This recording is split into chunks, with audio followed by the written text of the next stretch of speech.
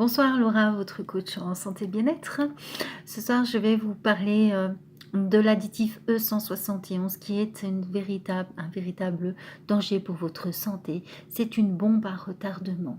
C'est le dioxyde de titane, un colorant alimentaire qui est classé comme peut-être cancérigène au Centre international de recherche sur le cancer. Pourtant, il est toujours utilisé pour blanchir les vinaigrettes, éviter le blanchiment gras des confiseries chocolatées ou dans les dentifrices pour blanchir les dents. Il faut savoir que depuis les années 1990, quand les industriels ont découvert les nanoparticules, ils en ont profité pour en balancer mais partout, dans les colorants, dans les arômes, dans les vitamines, dans des boissons pour en modifier la couleur et le goût. Il y en a aussi dans les cosmétiques et dans les produits pharmaceutiques. Ce fameux dioxyde entre dans la composition de nombreux produits alimentaires et d'usage courant, comme les crèmes solaires et les dentifrices, comme je vous l'ai dit, mais dans bien d'autres choses. Et il aurait les mêmes effets toxiques que l'amiante. Une étude franco-suisse sur ces effets toxiques révèle qu'en plus du potentiel inflammatoire, il montre aussi que le dioxyde de titane sous forme nanométrique a une activité pro-inflammatoire sur les poumons et le péritoine, d'où sa possibilité d'effet cancérigène. L'évaluation réelle des risques se faisant sur le long terme, c'est un énorme souci, car on constate que les particules s'accumulent dans l'organisme qui ne parvient pas à s'en débarrasser. En l'état actuel des recherches, on peut seulement dire qu'il y a là un potentiel pour produire des inflammations chroniques. Les chercheurs préconisent donc de limiter son ingestion et de prendre toute précaution utile.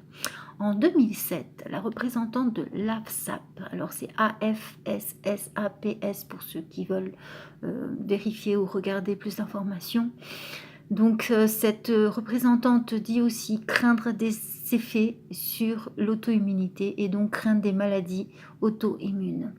Mais le souci, il est que les industriels n'en tiennent absolument aucun compte et ils continuent de balancer du dioxyde de titane de partout. On estime aujourd'hui qu'il y a entre 1000 et 1500 produits en vente libre qui contiennent ces nanoparticules. Et en 10 ans, la production a plus que doublé.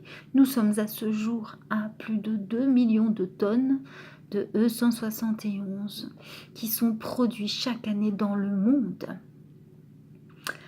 En 2010, l'AFSET, AFSSET, sonne officiellement l'alerte en disant que le risque ne peut pas être évalué. Donc, si le risque ne peut pas être évalué, on ne peut donc pas l'exclure du commerce. Il n'y a rien de prouvé. Et s'ils n'évaluent pas, il n'y aura jamais rien de prouvé.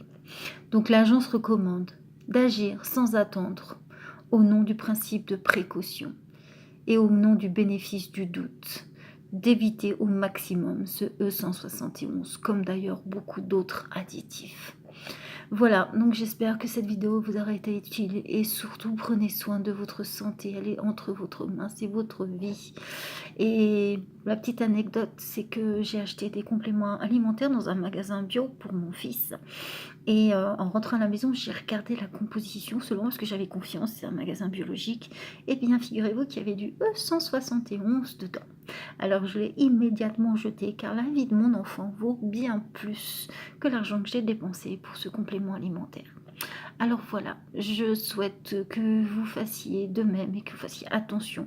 Regardez bien les étiquettes. À une prochaine vidéo. Merci, au revoir.